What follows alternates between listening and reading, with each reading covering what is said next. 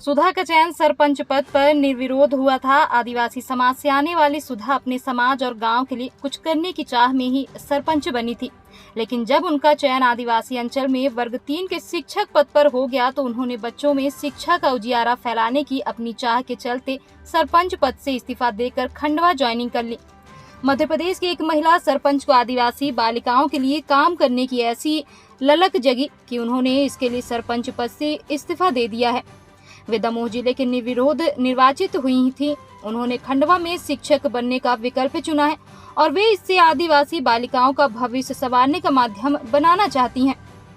हम बात कर रहे हैं मध्य प्रदेश के दमोह जिले के पथरिया के अंतर्गत आने वाले ग्राम पंचायत सैजरा लखरौनी में सरपंच पद पर रही सुधा की। सुधा ने आदिवासी बालिकाओं के लिए राजनीति से मुंह फेर लिया है।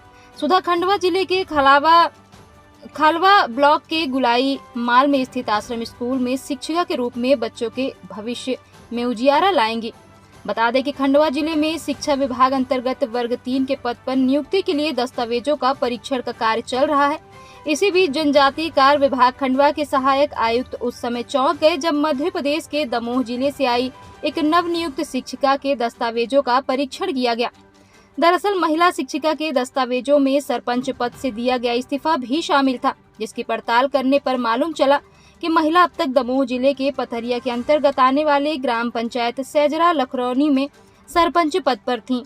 महिला सुधा का चयन सरपंच पद पर निर्विरोध हुआ था। आदिवासी समाज से आने वाली सुधा अपने समाज और गांव के लिए कुछ करने की चाह में ही सरपंच बनी थी, लेकिन जब उनका चयन आदिवासी अंचल में वर्ग 3 के शिक्षक पद पर हो गया तो उन्होंने बच्चों में शिक्षा का उजियारा फैलाने की अपनी चाह के चलते सरपंच पद से इस्तीफा देकर खंडवा ज्वाइनिंग कर ली। फिलहाल सुधा ने खंडवा जिले के खालवा ब्लॉक के गुलाई माल स्थित आश्रम स्कूल में आमद दे दी है। इनका कहना है कि सरपंच रहकर तो मैं एक गाँव का ही विकास कर पाती, लेकिन अब शिक्षिका बनकर कई बच्चों के जीवन में बदलाव ला सकूंगी।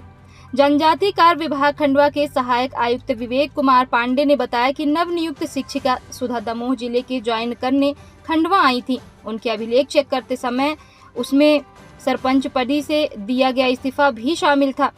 वे जनजातीय वर्ग से आती हैं और परीक्षा देकर अब प्राथमिक शिक्षक के पद पर चयनित हुई हैं। उन्होंने आदिवासी विकास विभाग को चुनते हुए ज्वाइनिंग ली है। सहायक आयुक्त ने बताया कि सुधा से बातचीत के दौरान वे उनसे काफी प्रभावित हुए, क्योंकि सुधा ने बताया कि वे आदिवासी समाज की महिला हैं और वे आदिवासी बालिकाओं की शिक्षा के लिए काम करना चाहती हैं। उन्होंने बताया कि शिक्षक बनना उनकी पहली प्राथमिकता थी, जिसके लिए उन्होंने अपने सरपंच पद को ठुकराकर इस्तीफा दे दिया।